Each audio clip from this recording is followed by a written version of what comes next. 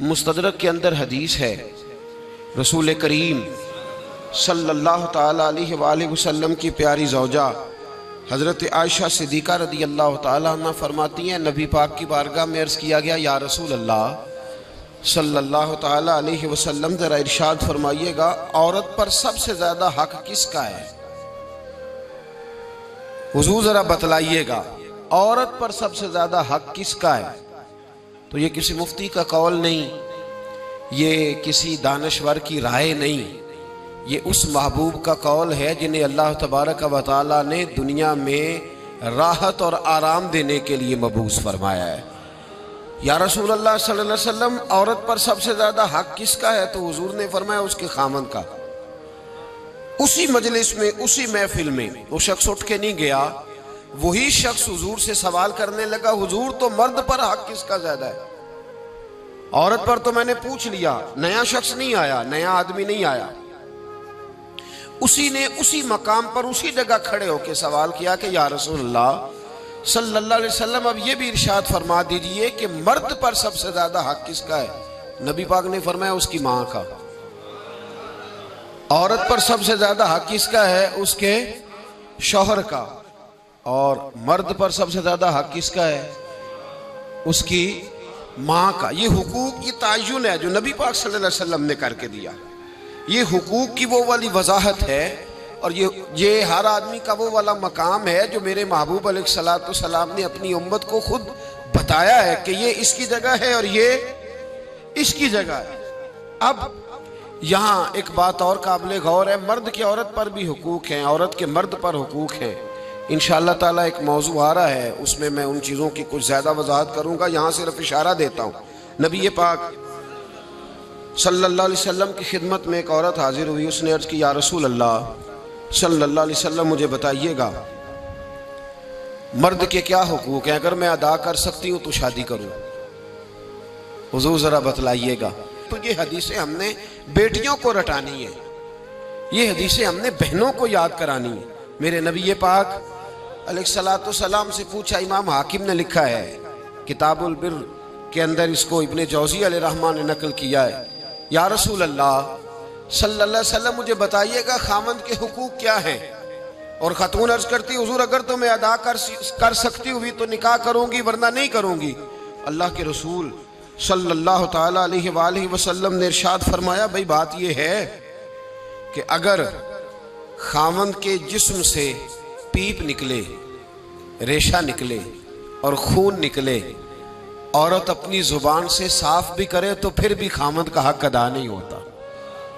اور نبی پاک صلی اللہ علیہ وسلم نے وضاحت کر دی، کسی جگہ آپ کو نہیں ملے گا کہ اللہ کے محبوب نے فرمایا ہو کہ میں اگر سجدہ جائز ہوتا تو میں لوگوں سے کہتا مجھے کرو، یہ کہیں نہیں فرمایا۔ حالانکہ امام الانبیاء ہیں، محبوب اس حدیث میں فرمانے لگے، سنو اگر خدا کے علاوہ کسی کو سجدہ جائز ہوتا تو میں عورت کو کہتا کہ اپنے خامند کو سجدہ کرے، میں کہتا عورت کو کہ وہ اپنے خامند کو سجدہ کرے۔ نبی پاک صلی اللہ علیہ وسلم نے وضاحت کر دی، فرمایا کہ اگر تو یہ والے حق تو ادا کر سکتی ہے تو نکاح کر۔ وہ خاتون بڑی سمجھدار تھی، فوراً بولو ٹھیک ہے، لگی حضور میں نہیں حق ادا کر سکتی لہٰذا میں نکاح نہیں کروں گی۔ میرے عزیز، عورت کو ذمہ داری سونپی۔ پھر میرے نبی پاک صلی اللہ تعالیٰ علیہ وسلم نے مرد کے لیے بھی ان حقوق کا تعین فرمایا۔ اور اللہ کے رسول صلی اللہ تعالیٰ علیہ وسلم سے جب پوچھا گیا کہ یا رسول اللہ صلی اللہ علیہ وسلم عورت کے حقوق کیا ہیں، نبی پاک صلی اللہ تعالیٰ علیہ وسلم سے پوچھا گیا کہ یا رسول اللہ صلی اللہ علیہ وسلم عورت کا حق کیا ہے، تو نبی پاک نے فرمایا جیسا خود کھاؤ ویسا اسے بھی کھلاؤ، جیسا خود پہنو ویسا اسے بھی پہناؤ۔ اور حضور علیہ الصلوۃ والسلام نے فرمایا کبھی بھی عورت کے چہرے پر نہ مارنا، کبھی بھی اس کے ساتھ بغض نہ رکھنا، اسے کبھی بھی تکلیف نہ دینا، اور اسے اگر چھوڑنا ہوا تو اپنے گھر کے اندر چھوڑنا، یعنی اگر کچھ لمحے کے لیے ناراض ہونا ہوا تو اپنی ہی چھت کے نیچے نکالنا نہ، بھیجنا نہ، رسوائی ہوتی ہے جب وہ میکے جاتی ہے تو لوگ باتیں کرتے۔ اگر چھوڑنا ہوا تو اپنے ہی گھر میں چھوڑ لینا، کچھ لمحوں کو ناراض ہو لینا، کچھ ایسی بات کر لینا، لیکن جب اسے نکال دیتے ہو تو مسائل بن، جیسا خود کھاؤ ویسا اسے بھی، جی جیسا خود کھاؤ ویسا اسے بھی۔ تو نبی کریم سید عالم صلی اللہ تعالی علیہ وآلہ وسلم نے اس بات کی وضاحت کر دی۔ اب ایک بات جو قابل توجہ ہے، جس پر میں آج خصوصی طور پر بات کرنا چاہ رہا ہوں، وہ یہ ہے کہ نبی پاک صلی اللہ علیہ وسلم نے یہ بھی بتا دیا کہ ماں کا بڑا حق ہے، اور حضور نے یہ بھی بتا دیا کہ بیوی کا بھی حق ہے۔ جو تم نے خود کھانا ہے اسے کھلانا ہے، جو خود پہننا ہے اسے۔ اب مسئلہ پتہ کیا ہوتا ہے، بیوی کا مطالبہ ہے کہ تو سوائے میرے کسی کی نہیں سنے گا۔ وہ کہتی ہے کہ چونکہ میں آئی ہوں سارا کچھ چھوڑ کے، اب سوائے میرے تو کسی اور کی نہیں سنے گا۔ اماں کہتی ہے کہ چونکہ پیدا میں نے کیا ہے، پرورش میں نے کی ہے، جوان میں نے کیا، تو حقوق میرے زیادہ ہیں۔ یہ حدیث اماں ضرور سنائے گی اگر اسے یاد ہوگی۔ اب اس کا نقصان یہ ہوتا ہے کہ اگر کسی عورت سے یہ پوچھا جائے کہ تو بتلا کہ بغیر ماں کے کوئی بچہ بڑا ہو سکتا تھا، تو اس نے پال پوس کے تجھے دیا ہے، تو تجھے کیسے کہہ سکتی ہے کہ تو کسی اور کی نہ سن؟ اور اگر اماں سے بندہ کہے کہ تو خود ہی گئی تھی اس کو دیکھنے، تو ہی اس کو لائی ہے، اب کس طرح کر کے یہ ممکن ہو سکتا ہے کہ خاتون خانہ جو نکاح کر کے آئی ہے، جس کے حقوق کا تعین خود نبی پاک صلی اللہ علیہ وسلم نے فرمایا، اس کو حق نہ دیا جائے؟ کچھ حقوق میاں بیوی کے ہیں، کوئی شخص وہاں بھی تقاضا نہ کرے، کوئی بہن تقاضا نہ کرے کہ میرا بھائی کسی بھی طور پر بیوی کی کوئی بات نہ مانے اور صرف وہ میری طرف ہی توجہ رکھے، کوئی ماں یہ تقاضا نہ کرے، اس لیے کہ اس کے حقوق بھی اللہ اور اس کے رسول نے بیان فرمائے۔ اور کوئی بیوی کسی جگہ یہ تقاضا قطعاً نہ کرے، کسی مقام پر یہ تقاضا نہ کرے کہ وہ کہے کہ تو بہن کی طرف نہیں دیکھے گا، تو ماں کی بات نہیں سنے گا۔ اس سے آگے بڑھ کر ایک اور بات ہے، اس پر بھی ضرور غور فرمائیے گا۔ اگر شوہر چاہتا ہے کہ میری بیوی میرے ماں باپ کی عزت کرے، ان کا اکرام کرے، اچھے لفظوں میں ان کو یاد کرے، تو بیوی کے ماں باپ بھی ماں باپ ہی ہوتے ہیں، اس کے بہن بھائی بھی بہن بھائی ہوتے ہیں۔ اگر تو ان کا نام اچھے لفظوں کے ساتھ پکارے گا، ہمارے معاشرے میں کچھ چیزیں شرم کا باعث ہے، کہتے مجھے شرم آتی ہے جملہ کہتے، لوگ چھیڑتے، بچے باتیں کرتے۔ میرے رسول پاک صلی اللہ علیہ وسلم نے فرمایا تیرے 3 باپ ہیں۔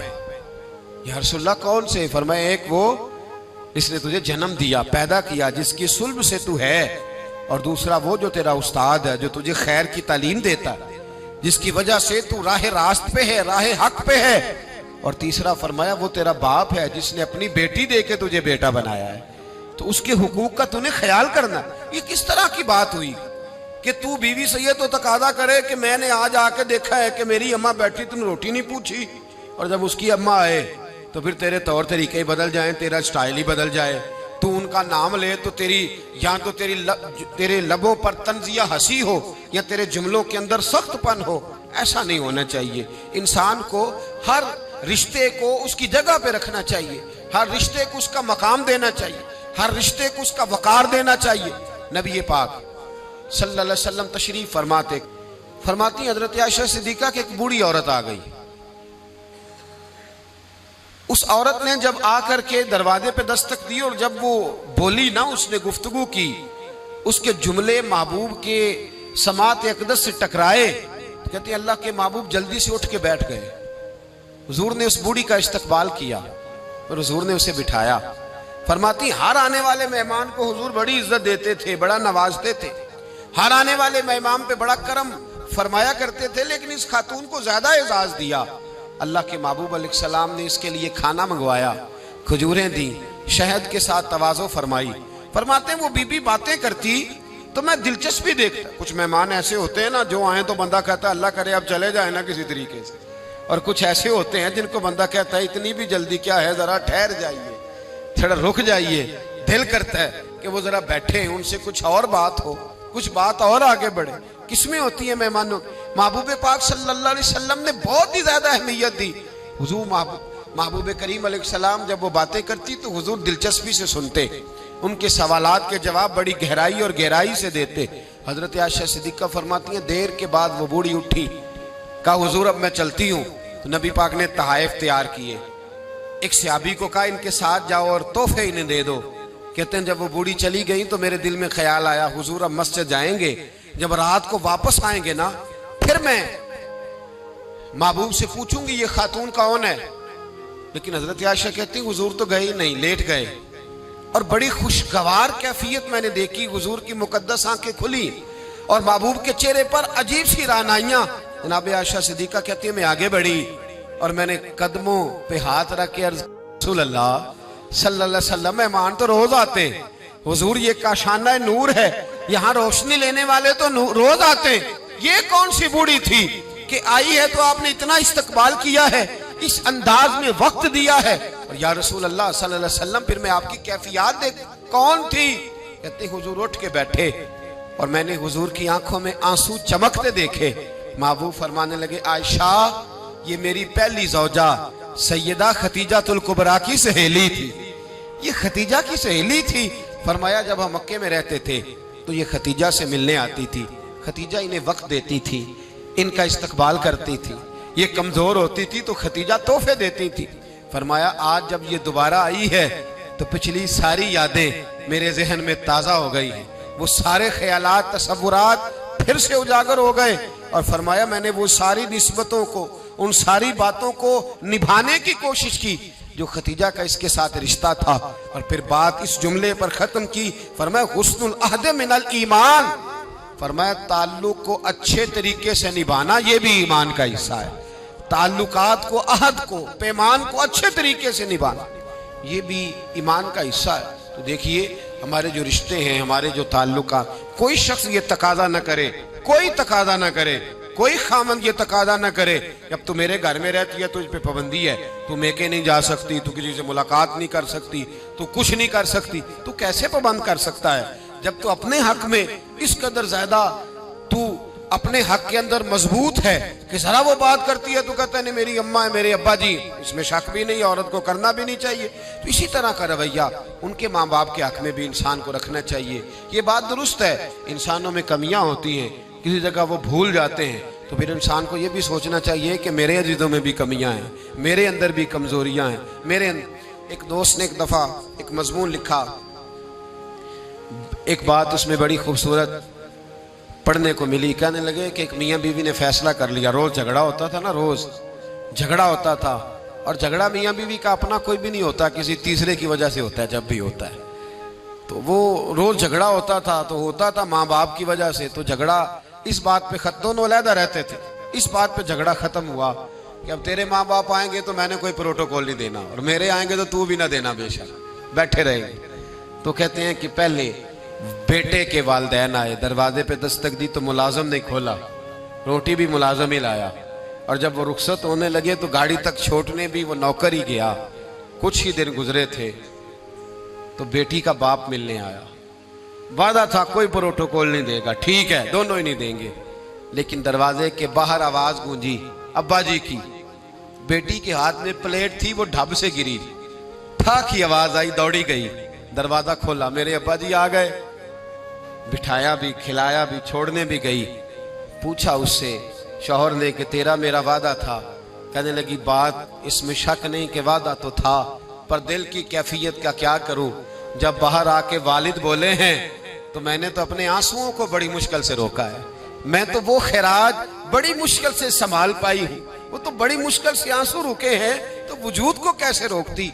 रिश्तों का जो आपस के अंदर गहराई होती है उसको हम कैसे तोड़ सकते हैं? ये हमेशा रहते, इंसान को याद आती। देखिए कोई बुला सकता है कि बचपन में मैं अपने बहन और भाई के साथ खेला करता था, वो यादें रोज उसे आती हैं, वो रोज जब लेटता है तो वो दास्तानें उसके ज़हन में आती हैं। कैसे इन ताल्लुकात को ख़त्म किया जा सकता है? रिश्तेदारों के, बहन भाइयों के, मियाँ बीवी के जो हुकूक हैं ये सारे अपनी अपनी जगह पे रहेंगे तो अच्छा घर, अच्छा ख़ानदान, अच्छा मुआशरा तश्कील पाएगा। लिहाजा फैमिली का कोई मेंबर भी, ख़ानदान का कोई रुकन भी कभी भी किसी रिश्ते के बारे में ये रवैया न रखे कि उसे तोड़ दिया जाए, उसे ख़त्म कर दिया जाए। हाँ, अगर कोई रिश्तेदार बदमज़हब हो जाए, अगर कोई किसी सहाबी का बेअदब है, अहले बैत नबुव्वत में से किसी का बेअदब है, उसके अकीदे में मैल कुचैल है, तो फिर उसे छोड़ना नहीं चाहिए बल्कि उससे रुख मोड़ लेना चाहिए, फिर तो खत्म हो गया। हमारे यहाँ ये होता है कि बदमज़हब जितना मर्जी हो जाए वो कबूल है, लेकिन अगर हमारी शान में कोई बेअदबी कर बैठा फिर काबिल कबूल नहीं। बदमज़हब से रिश्ता तोड़ा जाएगा, बदमज़हब बद अकीदा से रिश्ता तोड़ा जाएगा। इसके अलावा अगर कोई कमी है उसकी इस्लाह की कोशिश की जाएगी। दुआ है अल्लाह के हुजूर मालिक करीम कुरान और सुन्नत के नूर से सीनों को मुनव्वर फरमाए।